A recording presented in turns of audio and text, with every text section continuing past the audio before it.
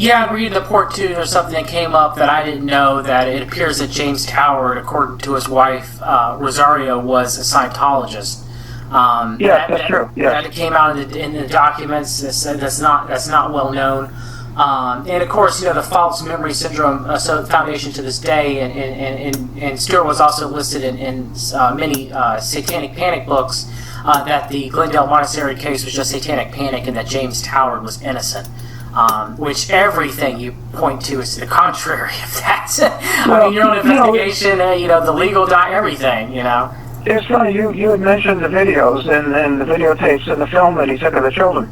And one of the things that people started to realize after the fact, and the question came up with one of my guys that, were there that day, and they said, this is kind of interesting. This is a little private school, like, a preschool, if you will, okay? And how many kids are here? Maybe 25 or 30 or whatever. And they look at it and they say, what is the deal? This guy's driving a brand new BMW, his wife drives a brand new BMW, and he lives in one of the most expensive sections in the county. I mean, how much money can you make off running a Montessori school that you could live like that? And, then all of a sudden people started saying, okay, now we, but I mean, it was just, he was a great actor. And, he always had excuses for why the kids were saying what they were saying, and then all of a sudden all hell broke loose. But it's terrible, because what we found out later on is that, there were other schools in Florida that were going through the same thing. I was getting calls from schools over in Tampa and other places because of things that were happening. I had U.S. Customs call me, and I was talking to them and showing them, and they had a group up in Washington that was set up for this thing. I mean, just trying to protect children, and there were things that we were pointing out to them that they had never seen before. So I mean, it was just very sophisticated the way they were doing it, and trying to discredit the children so that the children, that no one would believe them. Let's put it that way. The more bizarre it was, the less the parents would believe the kids.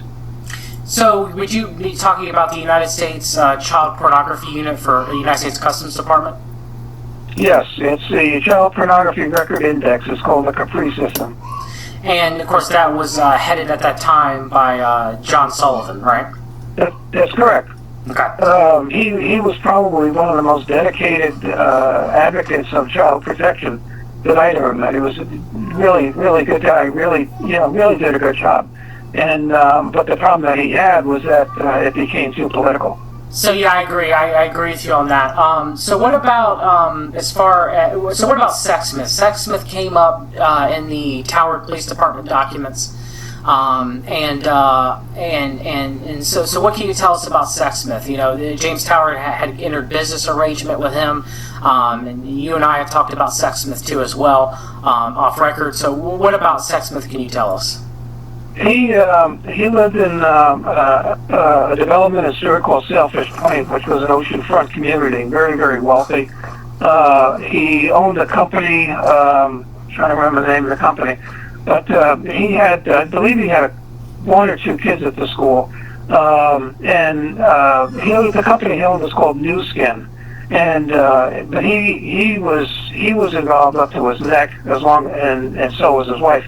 I don't think they were ever prosecuted, and again because of the fact that they just didn't have enough people investigating this case to do it properly, I think.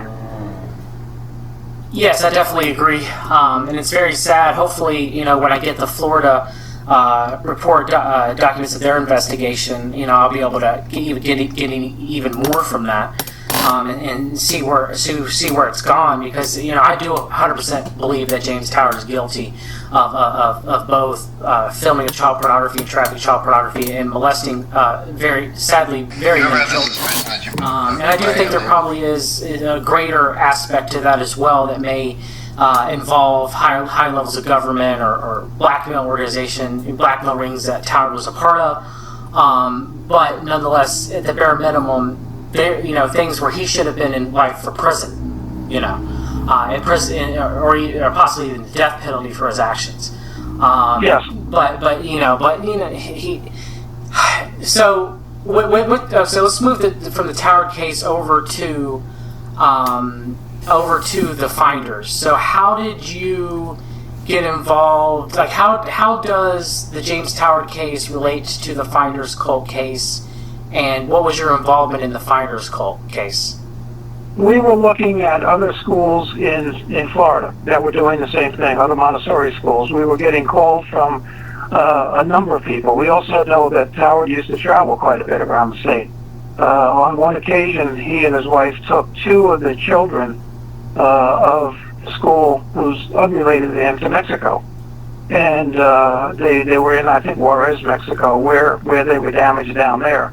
But the bottom line is that the other thing is that we had found out that there was a traffic stop up in Tallahassee one night of two men driving a van with several young children in it on their way to South Florida. And come to find out, he was involved with that. And we had a big issue because the Tallahassee Police Department, which jumped on it and really quick, jumped on the investigation, was told by the FBI that there was nothing there. And when we found out about it, we called the Tallahassee Police Department and said, wait a minute, here's what we have down here. Tell me if you have the same thing up there. And they came back, and what they wanted doing is going back to the FBI in Jacksonville and just saying, listen, you guys, I don't know what the hell you're trying to do here, but everything you told us is nonsense. It's not true. We know what's going on. They held those 2 men, I don't know for how long, and I don't know what happened after that, but we started looking at all of these people that they arrested, and at that time, Sullivan's people had gotten a lead on an issue in Washington, D.C. involving child exploitation. And what happened is that they had been investigating a warehouse in Washington where they were told that a lot of this stuff was taking place. And they got the Customs Child Protection Group, went ahead and got their warrants and everything, and went ahead and exercised a raid on the building. And while going into the building with their search warrant, which people were there at the time, it was a totally equipped pornography production studio.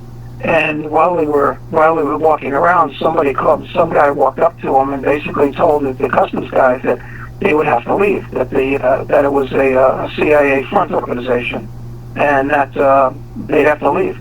And what happened was that, apparently the guy showed his ID and everything, and the customs guys just in disbelief went ahead and left. But the good part about it was that the resident agent in charge, who was actually there leading the search warrant and seizure, actually wrote up a incident report with names, places, and dates.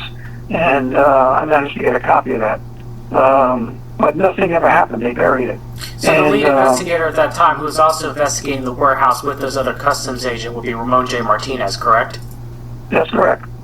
Okay, so pretty much what happened was okay, so the Finders case happened in February, Tower happened in June, and so during that time when you were trying to investigate, you're like, hey, the Tallahassee Police Department had something around that time that was occurring, and you decided to contact them. That's when you talked to them, and they were like, oh yeah, the FBI, and that's when you talked to Ramon J. Martinez and everything, and so they connect because like this big web of everything between the Montessori schools, like the Finders were connected to a Montessori school and a retirement community in New Bray, Kentucky. So by sharing through information, you found out that it was shut down, and it corroborated a lot of the stuff that you had found in the Tower case with what Ramon J. Martinez, who had gone through, who you had met, and talking with John Sullivan, and talked with the Tallahassee Police Department when you were doing your own investigation. All of that kind of, we're all related to one another, right? Yeah, and the funny thing is, I mentioned to you that the child exploitation unit was actually shut down. Sullivan was doing a good job. As a matter of fact, he was doing too good a job. And what I was told by an associate of his is that one of the reasons why it was shut down is because of the Finders and the fact that too many of the people that were being arrested by U.S. Customs Child Protection Group were congressmen.